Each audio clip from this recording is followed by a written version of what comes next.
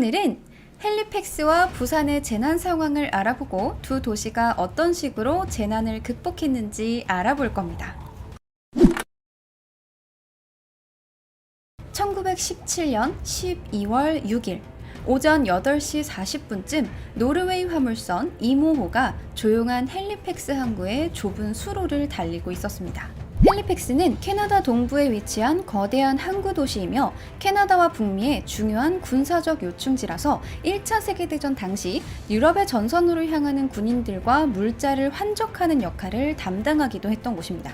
이날 이모호 역시 벨기에로 보낼 구호 물자를 선적하기 위해 뉴욕으로 향하던 중이었죠. 하지만 얼마 지나지 않아 뉴욕에서 출발해 유럽으로 향하고 있던 프랑스 무기 수송선인 몽블랑호와 마주하게 되었고, 몽블랑호는 좁은 해협에서 이모호를 피하기 위해 미친 듯이 신호를 보냅니다.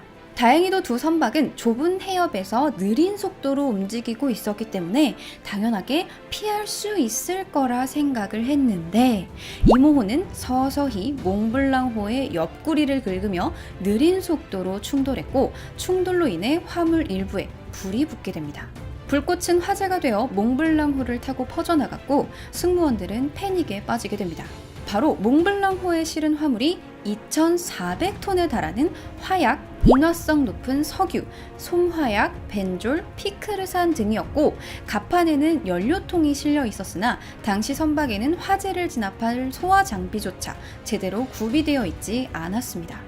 물론 엄청난 양의 휘발성 물질들을 적재했던 터라 강철로 된 선체에는 불똥이 튀는 걸 방지하기 위해서 구리못을 박은 목재가 덧대어져 있긴 했지만, 그건 담배 같은 불씨에서나 화물을 지켜줄 수 있을 뿐 배 자체에 붙은 불까지 막아주진 못했습니다.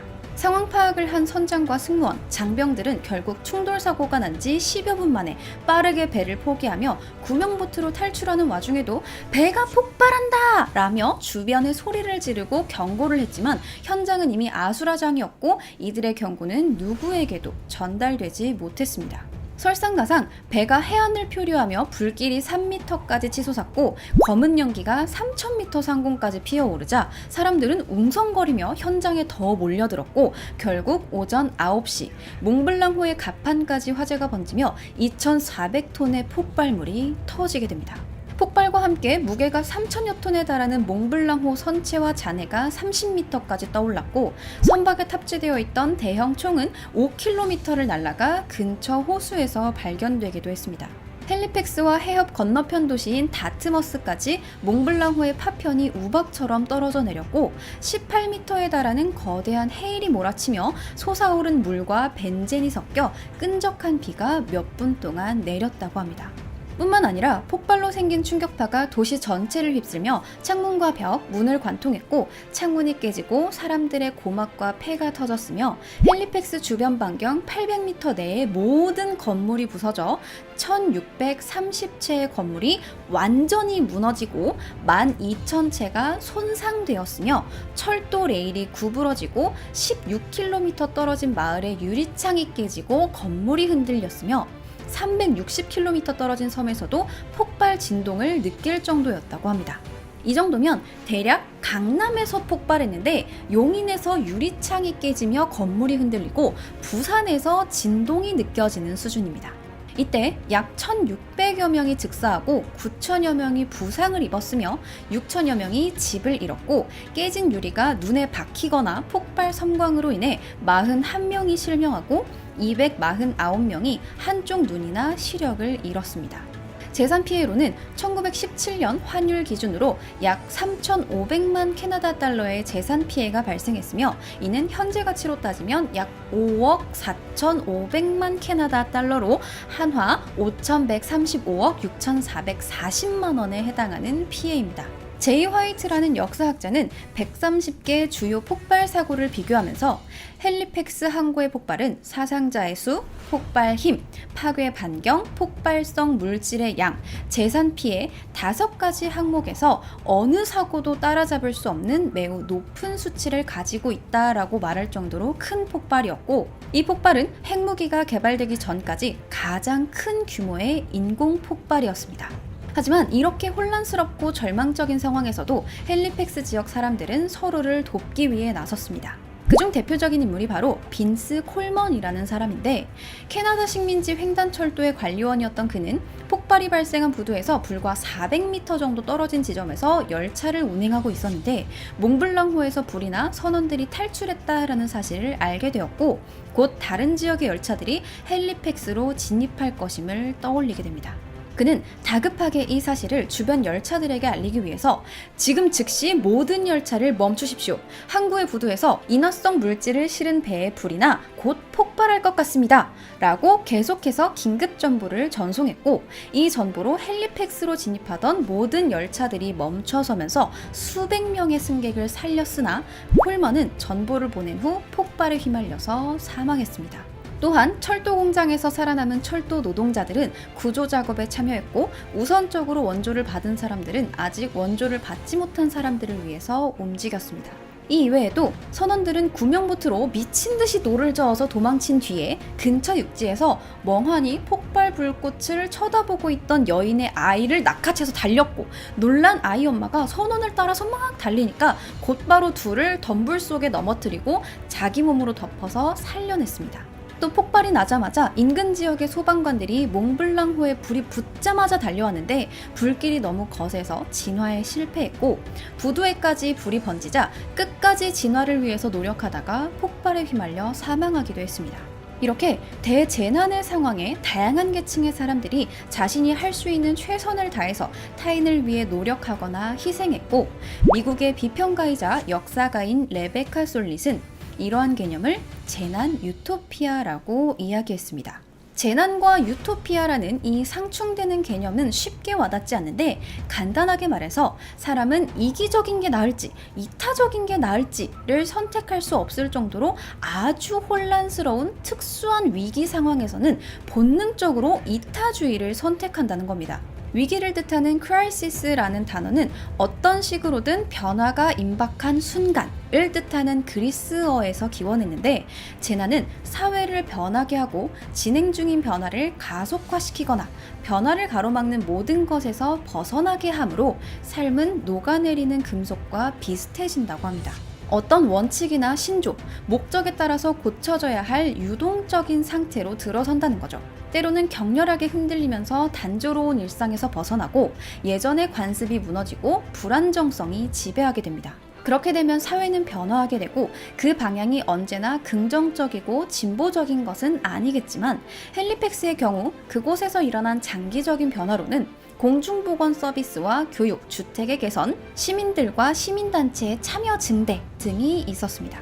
당시 극심한 부상자를 보살피기 위해서 소아의학과나 응급의학, 안과학, 재건수술을 비롯한 많은 의료 분야의 발전으로 이어졌으며, 특히나 눈 부상자들을 치료하는 과정에서 의사들은 안구 관련 질병들에 대해서 더 잘 이해하게 되어 손상된 눈을 치료하는 방법이 크게 향상되었고, 헬리팩스는 국제적인 시각장애인 치료센터로 자리매김하게 되었습니다.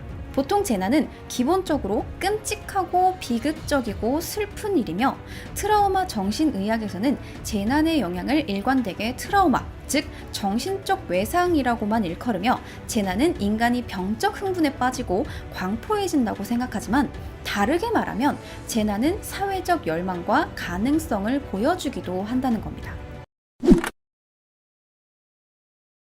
이러한 예는 멀리 헬리팩스에만 있는 게 아닙니다. 국내에도 존재했는데 바로 6.25 전쟁이라는 혼란한 시대의 부산이었습니다. 장진호 전투에서 패배한 뒤 흥남이 포위되었고, 유엔군과 국군은 흥남에서 철수하며 크리스마스의 기적이라고 불리는 흥남 철수 작전을 시행해 수많은 사람들을 살렸죠. 또 피란에 성공한 사람들은 거제도와 부산 등으로 뿔뿔이 흩어졌고, 특히나 부산은 피란 도시라는 이름이 붙을 정도로 수많은 피란민들이 몰려들었습니다. 아마 여기에는 1950년 8월 18일부터 10월 26일, 그리고 1.4.5퇴 이후 1951년 1월 4일부터 1953년 8월 14일까지 당시 이승만 정부가 부산을 임시 수도로 삼아 머물렀다는 점도 크게 작용했을 겁니다. 대통령이 있는 곳이니 부산은 안전할 것이라는 생각이었던 거죠. 그렇게 1945년 광복 당시 28만 명이던 부산의 인구는 전쟁 이후 60여만 명이 몰려들면서 1950년 말 89만 명을 기록했고, 집을 구하지 못한 수많은 피난민들이 산 비탈이나 개울가에 가마니, 판자 등을 이용해 움집과 판잣집을 지었고, 일부는 아미동에 거처를 만들게 됩니다.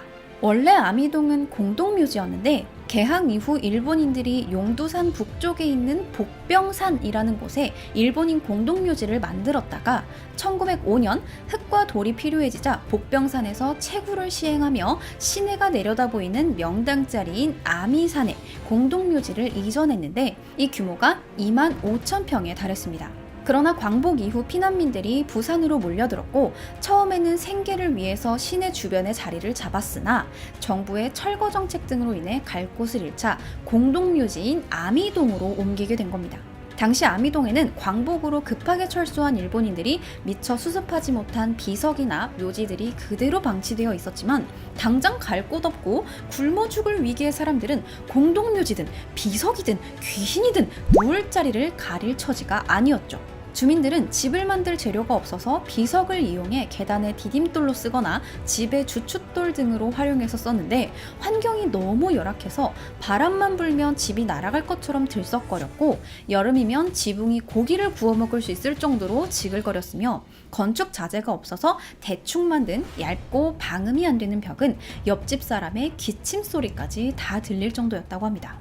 이런 식으로 장소와 방법을 불문하고 자리를 잡은 주민들은 그 와중에도 전쟁통에 헤어진 가족들을 찾기 위해서 영도대교로 몰려들었는데, 영도대교는 1934년 일제가 부산을 군사기지로 활용할 목적으로 영도와 중구를 연결하는 다리를 놓았고, 큰 배가 다리에 걸리지 않고 운항할 수 있게 도계식으로 설계한 유일한 다리였습니다.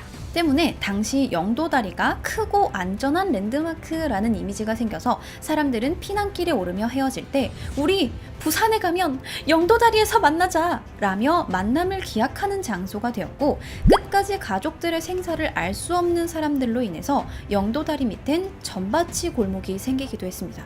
점바치는 점쟁이를 뜻하는 사투리인데, 부산으로 피난온 이북의 역술가를 비롯해 전국의 역술인들이 가족을 찾으러 온 사람들을 겨냥해 몰려들었고, 영도다리 아래는 점바치 골목이 형성된 겁니다. 점바치 골목 이외에도 피난민들이 미군 부대에서 나오는 캔 제품을 팔기 시작하면서 깡통 시장이 생겼고, 한국전쟁 시절에는 헌책을 팔던 골목은 현재의 보수동 책방 골목이 되었으며, 지금도 부산 하면 생각나는 음식인 밀면은 냉면의 재료인 감자나 메밀을 구하기 어렵자 당시 미군의 원조 등으로 흔했던 밀가루와 전분을 섞어서 만든 면발을 냉면 비슷하게 만들어 먹기 시작한 게 시초입니다.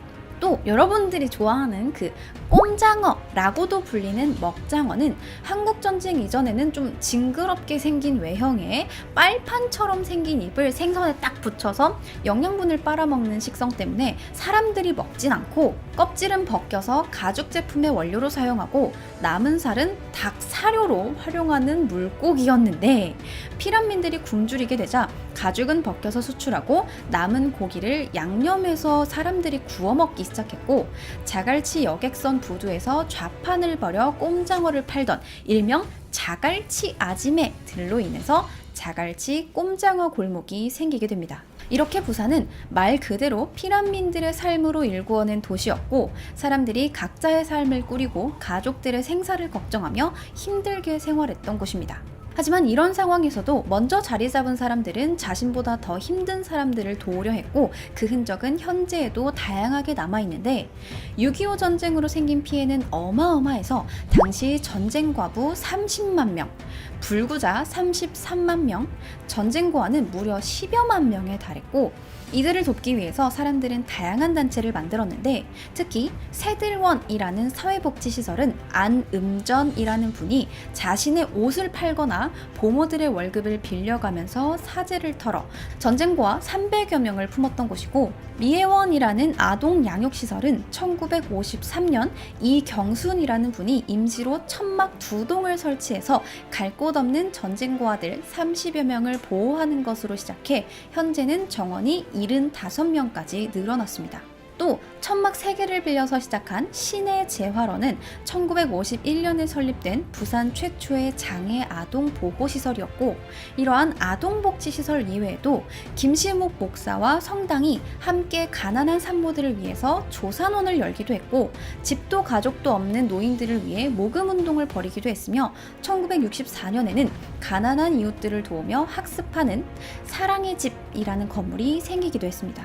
이렇게 부산에서 설립된 민간사회복지시설은 일제강점기에는 6곳이었다가 6.25 전쟁 발발 직후 10년간 무려 70여 곳이 늘어났는데, 1952년 3월 정보조사에 따르면 전쟁으로 인한 구호 대상자가 1,040만 6천 명으로 당시 전 국민의 절반이 구호 대상자였습니다. 그러한 상황에서 부산 최초의 장애아동 보호시설이나 사회복지시설의 효시가 된 새들원, 현재 병원에 초석이 된 무료 진료소 등이 모두가 힘든 시기인 전쟁 직후에 생겨났고, 현대 한국 사회복지를 사회구호에서 태동시킨 곳이 바로 부산입니다. 6.25 전쟁이라는 끔찍한 상황에서도 기환동포들과 피난민들이 대거 부산으로 흘러들어오며 부산 사회복지는 한국 사회복지의 원형을 만들었던 겁니다. 한국학 교수인 김열규 교수는 떠돌이 모래알들이 찰흙으로 변함으로써 떠돌이들의 도시를 이룩한 곳이 부산이라고 말하기도 했다고 합니다. 자, 이렇게 부산은 재난의 상황에서 이타적인 모습을 보이는 재난 유토피아를 우리나라에서 찾을 수 있는 적절한 예시가 되었고, 지금도 그 흔적들이 다양하게 남아서 당당하게 피란 도시라고 부를 수 있는 곳이 되었습니다. 자, 그럼 오늘 컨텐츠는 여기까지.